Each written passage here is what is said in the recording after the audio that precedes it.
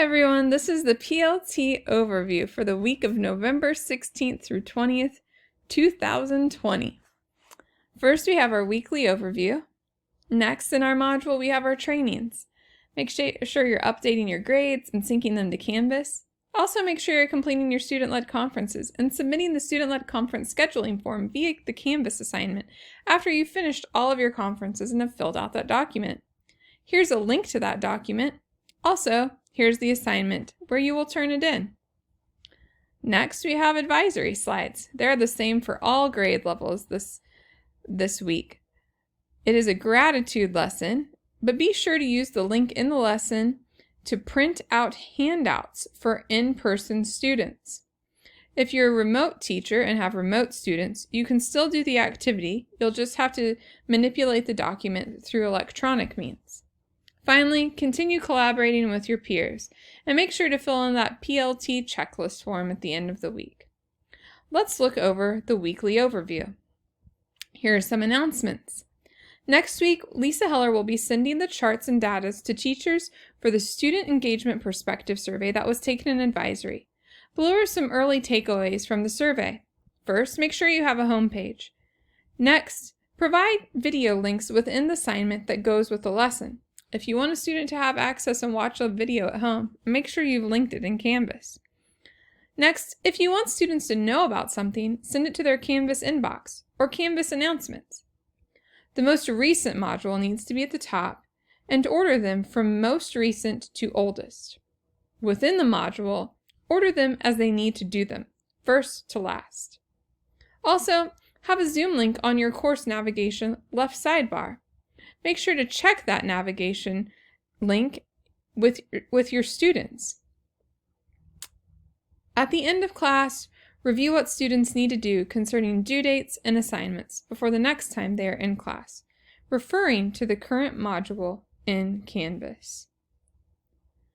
During the week of November 30th through December 4th, we will be completing the Kansas Communities That Care survey with our 10th and 12th graders. Here's a description from Kari Humes.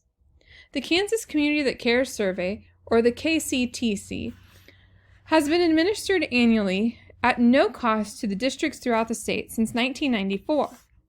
The 2020-2021 KCTC survey is the 27th annual administration, making Kansas a national leader for prevention, assessment, and evaluation. Participants include students in 6th to 8th, 10th, and 12th grades. The survey tracks teen use of harmful substances such as alcohol, tobacco, and other drugs. In addition, the survey provides a baseline for teen participation in, perception of, and attitudes towards both pro-social and antisocial behavior at the peer, school, family, and community levels. It provides a measurable level of risk and protective factors that influence behaviors, attitudes, and opinions of Kansas teens. Some students have been opted out of the survey by their parents or guardians and must not take the survey. Please make sure by checking the linked document that you are only telling students to take the survey that have not been opted out. Here's the opt-out document link. The survey will be completed electronically this year, and here's a link to preview that survey. This is not the same link the students will use, but it gives us, the teachers, an idea of what they will be doing. There will be a slide presentation for advisory that week with all of the directions and codes needed. And make sure your students complete the KCTC survey in one setting. They cannot stop halfway through or it invalidates the data. The survey should last 40 to 45 minutes. Also, counselors are working on our second semester schedules. Thank you, counselors. Here's some review from the past weeks. Before fall break and winter break, we will have 2 days that are 7 hours. Here is the link to that schedule. Also, Group D students are being added to some classrooms. If you need help with teaching strategies, please contact James Neff. Also, make sure you are completing your student-led conferences between now and November 23rd. Finals are encouraged at the end of the semester, so you should get an end-of-semester evaluation or summative meaningful activity or a preview or teaser activity for the next semester.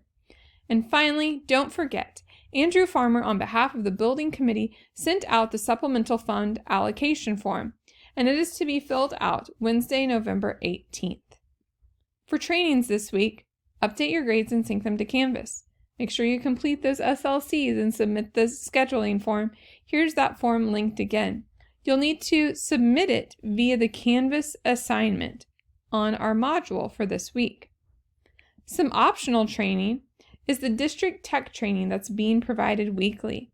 Here is a link to the document with the schedule for that. And here's our teacher tip this week. It is beneficial to Zoom with 2 devices, at least, so you can monitor the main room and have individual conferences with students. I'm Zooming with 2 iPads and my school MacBook. Occasionally, I add my personal MacBook as well. Thanks, Miss Riddy. That could probably really help some people out. If you have any other teacher tips for engagement, please submit them through the comments for sharing. Advisory this week is gratitude. Fill your bucket. It's for all grade levels, so get excited about that. And now we're to questions and answers. Our first question is, what answer should we give parents or students who ask when second semester schedules will be available? The answer, schedules should be available right before winter break. Number 2, I'd like some training on creating quizzes on Canvas and also how people are using quizzes on remote days. If you'd like more training on Canvas quizzes, go to the Canvas help page. We all are enrolled in that class on Canvas. Then you'll go to Canvas tutorials for teachers. And finally, there's a link to Canvas quizzes where there are multiple videos. Also, please feel free to share how you're using those quizzes on remote days so we can share that information with other teachers. Number 3, does anyone know how to get the share and release control for signatures on Zoom to work? Well, we figured it out. We'll have a video for you next week. And if you need to know how to do it before then, ask Mr. Neff. Number 4, what choices will the district make about school if our mask mandate is not renewed at the start of the new year? Our answer, we have been successful because of the precautions we have taken in our MHS community. One of them being consistent mask wearing. We will continue to wear masks until it is not part of our plan to keep the spread of COVID-19 from occurring in our building. Number 5, I had a parent email twice stating since conferences were optional, they just weren't going to do it. I'm guessing many of us are getting this from parents or students. Just tips, suggestions on how to handle this without explicitly stating they're optional? Something you could say is that we strongly encourage students and families to be part of student-led conferences.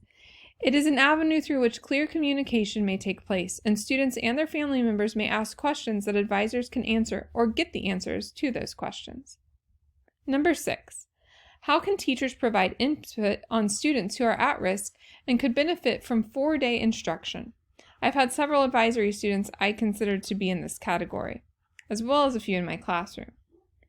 Please send any names that fit into that category to James Neff and the student's grade level administration and counseling team.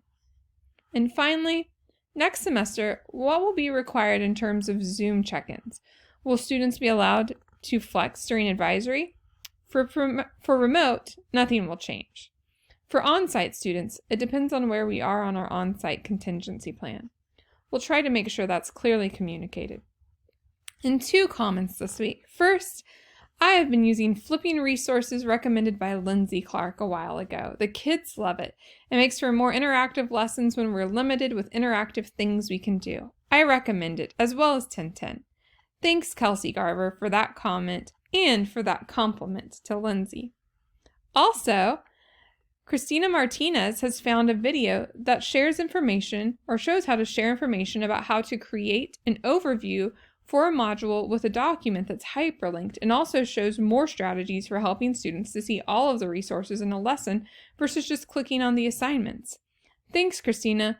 We'll all definitely use that. Everyone have a good week.